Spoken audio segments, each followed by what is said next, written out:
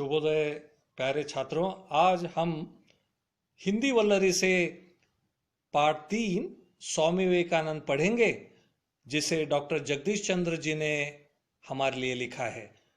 अब स्वामी विवेकानंद के बारे में आपको ये समस्या होगी कि ये स्वामी विवेकानंद कौन थे। बहुतांशी विद्यार्थियों को इसकी जानकारी होती ही है। और कोई जानते हैं आप में से कि स्वामी विवेकानंद कौन थे?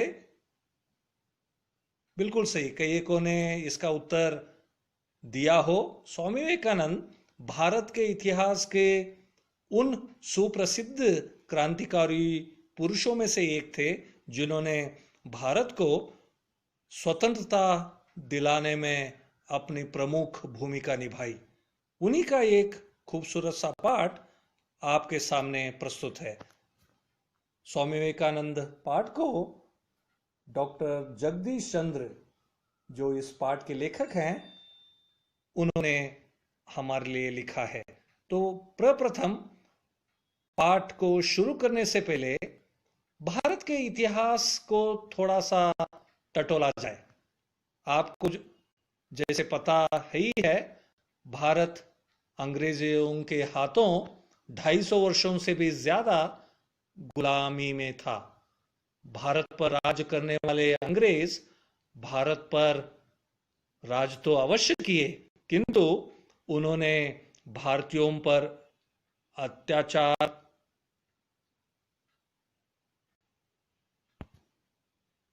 अंग्रेजों ने भारतीयों पर जुल्म ढाए, अत्याचार किए। उनसे त्रस्त भारतीयों में एक प्रकार से क्रोध भरा रहा। तो भारतीयों को अनेक नेताओं ने आगे बढ़ाया। उनमें से एक स्वामी विवेकानंद जी भी रहे। उन्हीं का एक खूबसूरत सा पाठ आपके सामने प्रस्तुत है, जो डॉक्टर जगदीश चंद्र जी ने लिखा है। प्रप्रथम हम लोग उनका परिचय प्राप्त करें। आपके पास पाठ्य पुस्तक है, तो पाठ्य पुस्तक के जरिए हम लोग लेखक का परिचय संक्षिप्त में प्राप्त करेंगे। इस पाठ के जो लेखक हैं डॉक्टर जगदीश चंद्र, इन्होंने अपने संपूर्ण साहित्यिक जीवन में विभिन्न किशोर बालक बालिकाओं के लिए अनेक आदर्श प्रस्तुत करने वाले महापुरुषों के जीवनियां लिखी हैं।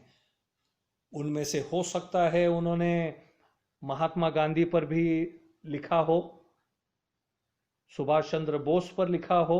ऐसे अनेकों महापुरुष जिन पर उन्होंने अपने लेख अथवा अपने पाठ लिखे हैं।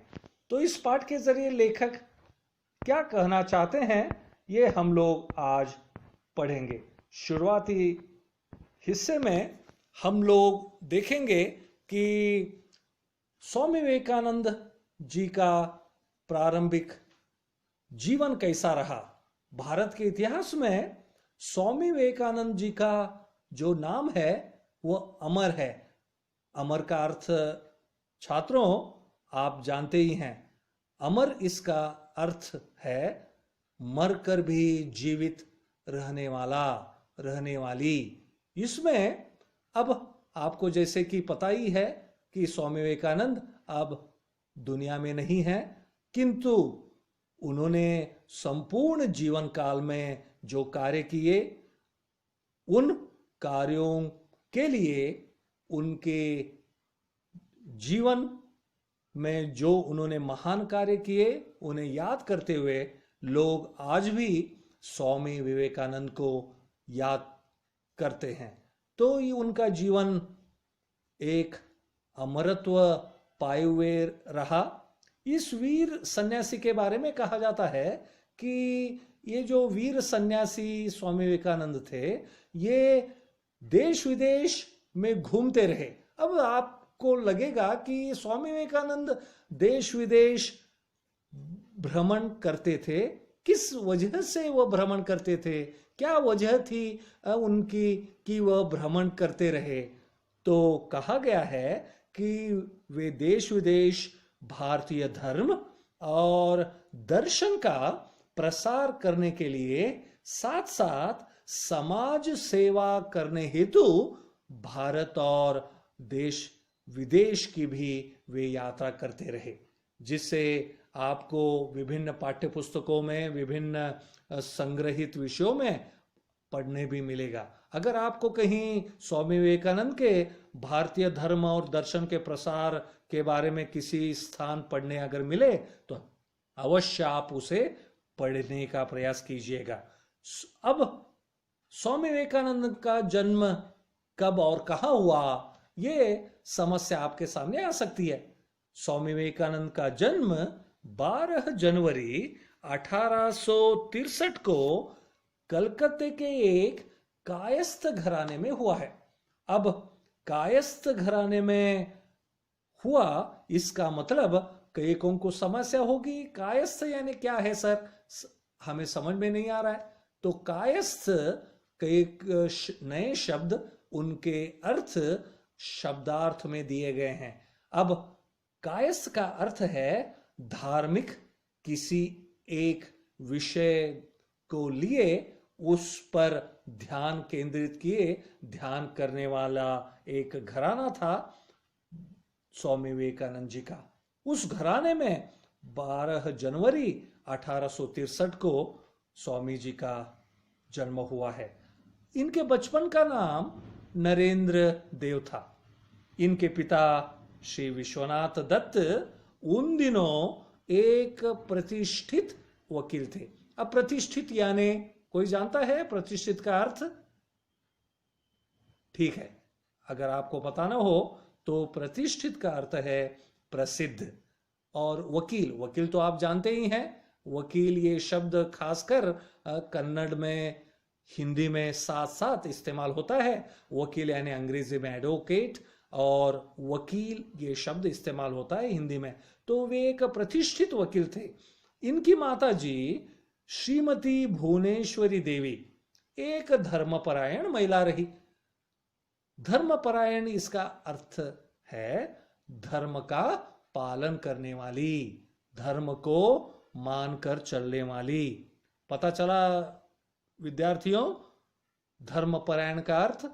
तो हो सकता है आपको आने वाले दिनों में अगर कोई शब्द पूछा गया, किसी ने आपसे पूछा धर्मपरायण इसका अर्थ क्या है, तो हमें यानी आपको बताने के लिए आना चाहिए कि धर्मपरायण यानी धर्म का पालन करने वाला, करने वाली। तो यहां पर एक ऐसी महिला, उसके जरिए इनका जन्म हुआ। तो स्वामी विवेकानंद जी के बचपन के बारे में जानकारी मिलती है, आपको पाठ्य पुस्तक में भी पढ़ने मिल रहा है कि बालक नरेंद्र का शरीर स्वस्थ, सुडौल और सुंदर था। अब यहां पर नया पद इस्तेमाल हुआ है, स्वस्थ।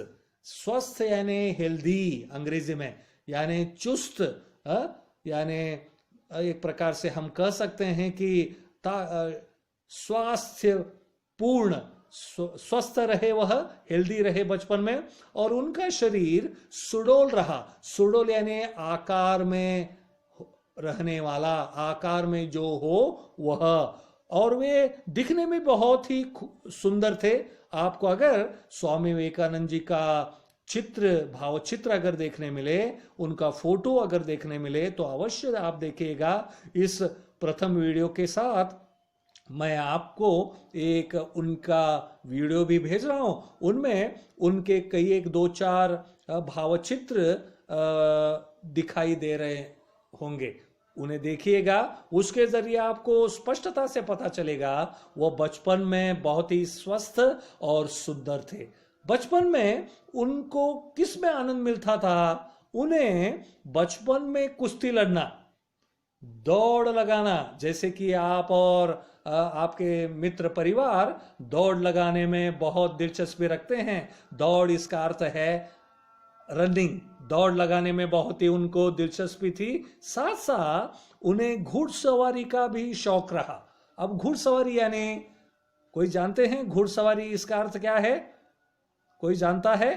यस, ठीक है, हो सकता है आपको इसका परिचय हो घुड़सवारी का अर्थ है घोड़े की सवारी, इसे अंग्रेजी में हॉर्स राइडिंग कहा जाता है। तो इन्हें घुड़सवारी का शौक रहा, साथ साथ उन्हें बचपन में तैरना भी बहुत पसंद था। तैरना यानी स्विमिंग। आप में से कितने हैं जिन्हें तैरना पसंद है? हो सकता है आप में से बहुतांशियों को तैरना बहुत पसंद हो। वैसे ही स्वामी विवेकानंद को यानी बालक नरेंद्र को बचपन में तैरना बहुत पसंद था। उसमें उन्हें बड़ा ही आनंद मिलता था। साथ साथ उन्हें संगीत एवं खेलकूद की प्रतियोगिताओं में भाग लेना बहुत ही पसंद था। खासकर संगीत, इसका अर्थ आप जानते ही हैं। कोई जानता है इसका अर्थ? संगीत का अर्थ, संगीत यानी म्यूजिक, और साथ साथ खेल कूद, ये नया पद यहां पर इस्तेमाल हुआ है। कोई जानता है? Anybody knows the meaning of खेल कूद? खेल कूद का अर्थ है खेलना, दौड़ना, उठना, प्ले। अब विभिन्न प्रकार के खेल उन्हें पसंद थे। उसके बाद साथ साथ उन्हें विभिन्न प्रतियोगिता, खेलकूद से जुड़ी हुई हो प्रतियोगिता, प्रतियोगिता भी एक नया शब्द है।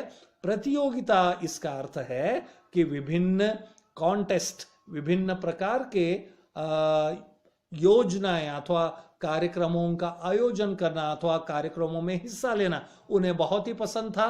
कार्यक्रमों में हिस्सा लेना अथवा कार्यक्रमों का आयोजन करना।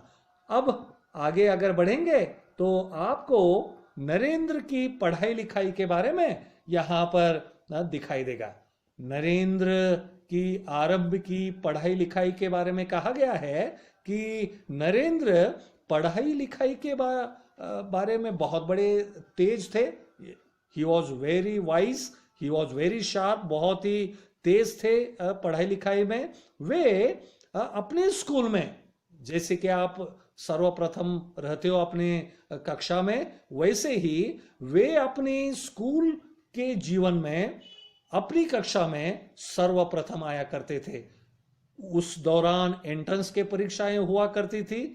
उन एंट्रेंस की परीक्षाओं में भी वे प्रथम श्रेणी में उत्तीर्ण हुआ करते थे।